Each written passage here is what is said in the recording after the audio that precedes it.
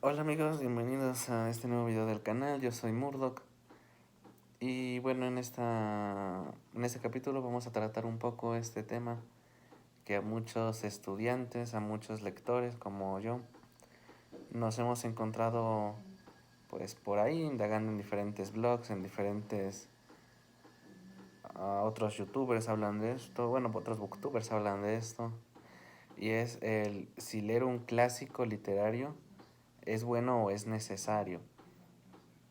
Y bueno, en lo personal, pues yo he visto varios artículos, incluso varias revistas que hablan de esto, diciendo que no necesitas leer un clásico literario para considerarte un buen lector. Y también mucha gente se queja de este libro. O bueno, no se queja del libro en tal, sino de que el Quijote de la Mancha, es un libro pues que no cualquier persona le va a entender o no tiene todavía a lo mejor el criterio de un lector que ya ha tenido varias lecturas pues con un lenguaje difícil, poco común, que incluso en algunas ocasiones puede llegar a requerir un diccionario de español porque lo que trata toda la... Esa es una versión ilustrada, está muy bonita porque lo que este libro, el idioma o el español que se emplea en este libro, pues todavía es uno de hace pues casi medio siglo. Y pues sí es un poco difícil la verdad de entenderle, pero ahora vamos a lo que es al punto, lo que quiero platicar en este video. Es, es necesario leer El Quijote, es necesario leer Los Miserables, aquí tenemos también a Los Miserables. Es necesario leer Los Miserables, obras de teatro como Fausto, para ser un buen lector. Y pues yo pienso lo mismo que dijo ese artículo. No es necesario leer un clásico para decir que eres un buen lector. ¿Por qué? Porque un buen lector es aquel que disfruta pues lo mismo, ¿no? La lectura, que disfruta los libros, que disfruta las revistas de información, que disfruta pues inclusive tiras cómicas, mangas. Yo creo que para ser un buen lector solo hace falta que estés interesado en la lectura, ¿sí?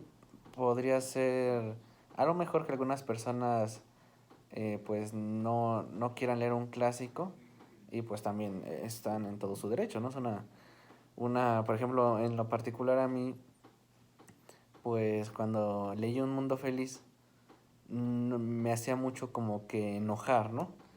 O se me hacía muy, a veces como que muy ridículo algunas cosas que trataban, pero es porque pues yo lo estaba viendo desde un punto de vista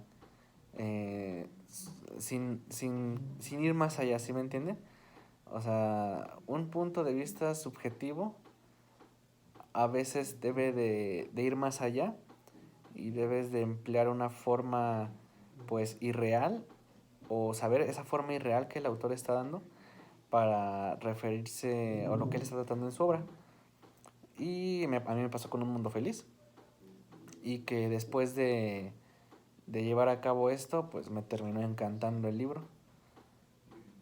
Y es un clásico, es considerado uno de los clásicos de literatura. Y cuando leí Don Quijote de la Mancha, pues yo creo que lo único que me trababa era eso, que el español era, pues todavía dice, vuestra merced habla de mi casta y ya saben, ¿no? Como que es el lenguaje español muy colonial y coloquial de esa época, de vuestra merced de su casta y ya saben, ¿no? Pero pues también he de darle su mérito a los clásicos que pues son obras de personas que antes estudiaban durante muchísimo tiempo, obras de filósofos que empleaban un lenguaje pues muy difícil, que yo creo que también un clásico se vuelve así porque el lenguaje que emplea es o muy difícil y es recordado por siempre por ser muy difícil, o es tan fácil y tan directo de una forma que todo el mundo lo puede entender, y a su vez eso lo hace un clásico, ¿no? Que cualquiera el que lo lea puede traerle esa idea del autor. Un ejemplo va a ser, que voy a poner, es El Principito, que como muchos saben, ese libro ya pues es considerado un clásico de la literatura, y porque es un libro, no es un cuento.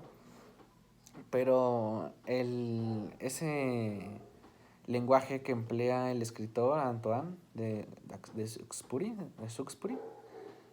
no sé cómo se pronuncia bien, mi francés no es muy bueno. Ese lenguaje que él emplea es como que de una forma en que tú puedes hablar de la rosa, por ejemplo, pero él te está queriendo entender algo más.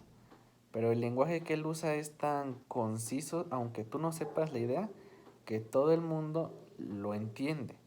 Es por eso que es un libro tan popular en los niños, ¿no? Los niños entienden la moraleja de la rosa, entienden lo del zorro, pero pues aunque el autor quiera llegar a eso con otra idea pues más elevada, no excluye a que los demás puedan ver otra idea reflejada en el libro.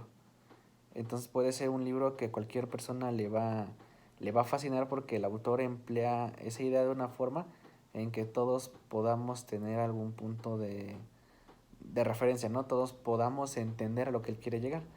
Es muy diferente a otros libros, igual el Quijote, donde el autor emplea un lenguaje muy, pues llamémosle como que difícil, ¿no? O sea, puedes llegar a perderte muy fácil.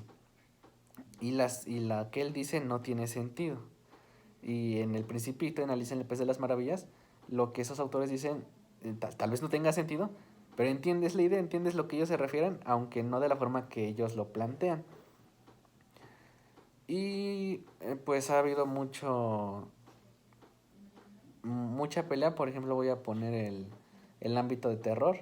Muchos autores de terror nuevos que están surgiendo: Madeleine Rooks, Cliff Barker, Joe Hill, también se han como que se ha puesto en disputa si de verdad para entender la literatura de terror debes de leer a los clásicos, ¿no? Como Edgar Allan Poe, Lovecraft, también Bram Stoker, o sea, leer todos como esos, los inicios, ¿no? Y a eso que voy con inicios es que sí, a lo mejor no es necesario, porque sí, yo creo que no, leer el Quijote no te va a hacer mejor lector que otras personas, ¿no? Leer Rebelión en la Granja, leer Fausto, no necesariamente te hace un mejor lector, ¿sí? Eso es cierto. Hay personas que yo conozco que se leen los libros de Cazadores de Sombras que, pues, no inventes, son un montón, yo no sabía ni siquiera que eran tantos. Y se han leído toda la saga y yo digo, wow, o sea, yo no podría leerme todo eso.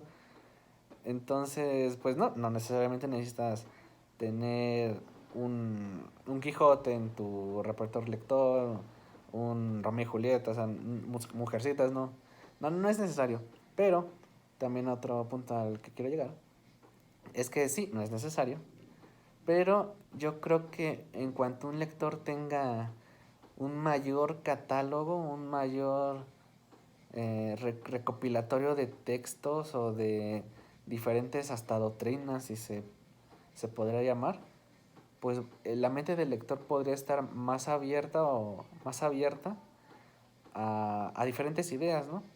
Y también pues por ciertos libros que se leen como Un Mundo Feliz, 1964, La Rebelión en la Granja, podrías llegar a tener como que una idea de las visiones que otras personas llegan a tener. Podrías compartir o podrías estudiar la visión que tenía Adolf Huxley, la visión que tenía George Orwell, la visión que ahora sí que podría tener H.G. Wells, ¿no? Con todo lo Julio Verne, con todas esas cosas tan maravillosas que ellos decían en ese...